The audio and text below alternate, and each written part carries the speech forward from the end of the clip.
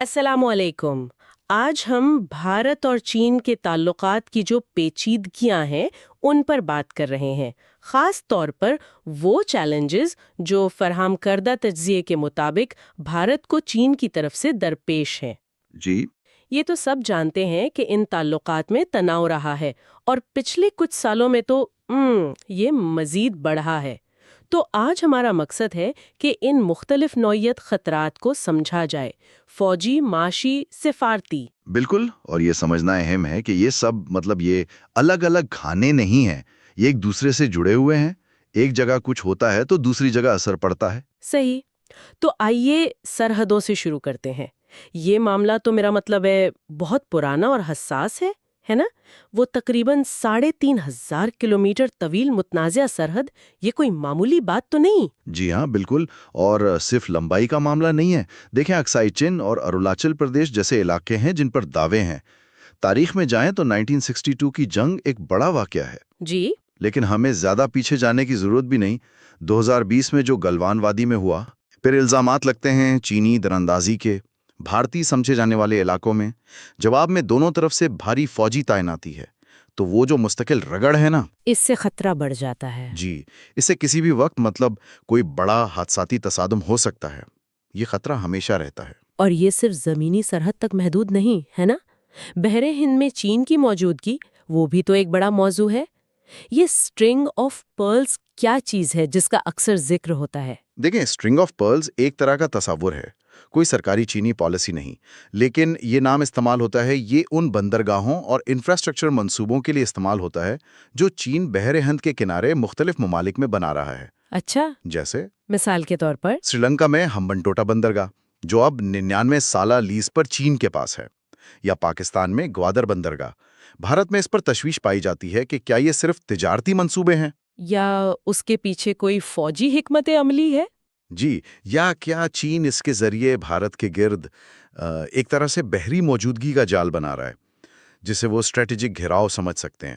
تو یہ یقینی طور پر بھارت کی جو روایتی بحری بالادستی ہے اس کے لیے ایک نیا چیلنج ہے۔ ٹھیک ہے، فوجی اور بحری پہلو تو واضح ہیں۔ اب ذرا معاشی میدان کی طرف آتے ہیں۔ یہاں بھی تو صورتحال کچھ پیچیدہ ہے۔ سنا ہے تجارت تو بہت ہے، لیکن توازن وہ ٹھیک نہیں۔ ہاں، یہ ایک بہت اہم نکتہ ہے۔ چین بھارت کا سب سے بڑا تجارتی پارٹنر تو ہے، لیکن بھارت کو بہت بڑے تجارتی خسارے کا سامنا ہے۔ مطلب ہم خرید زیادہ رہے ہیں ان سے؟ بالکل، بھارت چین سے درآمد بہت زیادہ کرتا ہے، برآمد اس کے مقابلے میں بہت کم ہے۔ اس سے نہ صرف بھارتی معیشت پر دباؤ پڑتا ہے، بلکہ کچھ اہم شعبوں میں آپ کہہ لیں چین پر انحصار بڑھ جاتا ہے۔ اچھا، کون شعبوں میں؟ جیسے فارماسیوٹیکلز کے لیے جو خام مال ہوتا ہے، اے پی آئیز یا الیکٹرانکس کے پرزے، یہ انحصار جو ہے نا، یہ خود ایک اسٹریٹجک کمزوری بن سکتا ہے۔ صحیح۔ اور پھر وہ بیلٹ اینڈ روڈ انیشیٹو یعنی BRI، بھارت تو اس میں شامل نہیں ہے، اور اس کی ایک بڑی وجہ سی پیک ہے۔ جی بالکل، چین پاکستان اقتصادی راہداری جو BRI کا ایک اہم حصہ ہے، وہ متنازع کشمیر کے علاقے سے گزرتی ہے۔ بھارت اسے اپنی خود مختاری کی سری خلاف ورزی سمجھتا ہے۔ تو یہ بنیادی اعتراض ہے۔ یہ ایک بڑا اعتراض ہے، لیکن تشویش صرف سی پیک تک محدود نہیں۔ BRI کے ذریعے چین پورے خطے میں، یعنی بھارت کے جو پڑوسی ممالک ہیں، وہاں بھاری سرمایہ کاری کر رہا ہے، انفراسٹرکچر بنا رہا ہے۔ تو اس سے چین کا اثر و رسوخ پڑ رہا ہے؟ یقیناً، معاشی اور سیاسی دونوں طرح کا اثر و رسوخ بڑھ رہا ہے۔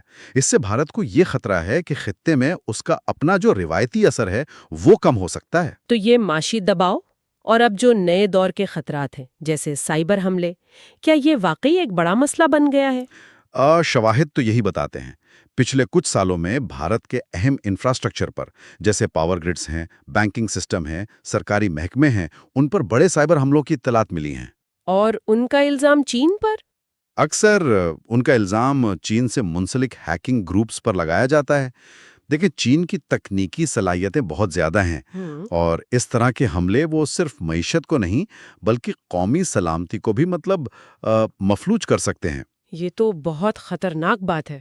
جی، اور یہی وہ نقطہ آتا ہے جو آپ نے شروع میں اٹھایا تھا کہ یہ خطرات جڑے ہوئے ہیں۔ ایک کامیاب سائبر حملہ دفاعی نظام کو کمزور کر سکتا ہے یا معاشی عدم استحکام پیدا کر سکتا ہے۔ اور سفارتی سطح پر بھی یہ کشمکش نظر آتی ہوگی، خاص طور پر پڑوسی ممالک کے ساتھ تعلقات میں؟ یقیناً چین جو ہے وہ امداد، قرضوں اور سرمایہ کاری کے ذریعے نیپال، بنگلہ دیش، سری لنکا، مالدیوز ان ممالک میں اپنا اثر بڑھا رہا ہے۔ یہ ممالک تو روایتی طور پر بھارت کے قریب سمجھے جاتے تھے۔ جی، یہی تو بات ہے۔ اب انہیں چین کی طرف سے بہت پرکشش معاشی پیشکشیں مل رہی ہیں، تو بھارت کے لیے ان ممالک کے ساتھ اپنے تعلقات کو متوازن رکھنا ایک چیلنج بن گیا ہے۔ اس کے علاوہ بین الاقوامی فورمز پر بھی، جیسے اقوام متحدہ کی سلامتی کونسل میں بھارت کی مستقل رکنیت کی جو خواہش ہے، چین اس کی حمایت نہیں کرتا۔ جی، چین کھل کر اس کی حمایت نہیں کرتا، تو یہ سب مل کر ایک بہت پیچیدہ سفارتی چیلنج بن جاتا ہے۔ تو اگر ہم خلاصہ کریں، بھارت کو ایک ہی وقت میں کئی محاذوں پر چیلنجز کا سامنا ہے۔ سرحدوں پر فوجی دباؤ، بحر ہند میں چین کی بڑھتی ہوئی موجودگی، بڑا تجارتی خسارہ اور معاشی انحصار کا مسئلہ، سائبر حملوں کا خطرہ، اور پھر سفارتی سطح پر پڑوسی ممالک اور عالمی اداروں میں چین کا بڑھتا ہوا اثر و رسوخ۔ بالکل، آپ نے بالکل صحیح خلاصہ کیا۔ یہ ایک انتہائی پیچیدہ، کثیر الجہتی صورتحال ہے۔ اس سے نپٹنے کے لیے بھارت کو ایک بہت جامع، مربوط حکمت عملی کی ضرورت ہے۔ جس میں کیا کیا شامل ہونا چاہیے؟ کو اولین ترجیح دینا ہوگا اور اپنے پڑوسی ممالک کے ساتھ تعلقات کو فعال طور پہ بہتر بنانا ہوگا۔ بات چیت بھی ضروری ہے۔ جی، بات چیت اور سفارتکاری کے دروازے تو کھلے رکھنے ہی چاہیے، لیکن ساتھ ہی ان چیلنجز کی حقیقت کو تسلیم کرتے ہوئے پوری طرح تیار رہنا بھی ضروری ہے۔ یہ واقعی ایک گہری اور سنجیدہ صورتحال لگتی ہے۔ بالکل، اور یہ ہمیں ایک اہم سوال پر سوچنے پر مجبور کرتا ہے، جو شاید آج کی گفتگو کا نچوڑ بھی ہو سکتا ہے، کہ جس طرح عالمی طاقت کا توازن بدل رہا ہے، جنوبی ایشیا میں یہ جو علاقائی کشمکش ہے، یہ مستقبل میں کیا شکل اختیار کرے گی اور اس کے وسیع تر عالمی سطح پر کیا اثرات ہوں گے؟ یقیناً ایک اہم سوال ہے جس پر غور و فکر جاری رہنا چاہیے۔ آج کے اس تفصیلی جائزے کے لیے آپ کا بہت شکریہ۔ امید ہے اس گفتگو سے ہمارے سامعین کو اس اہم اور پیچیدہ موضوع کی مختلف جہتیں سمجھنے میں مدد ملی ہوگی۔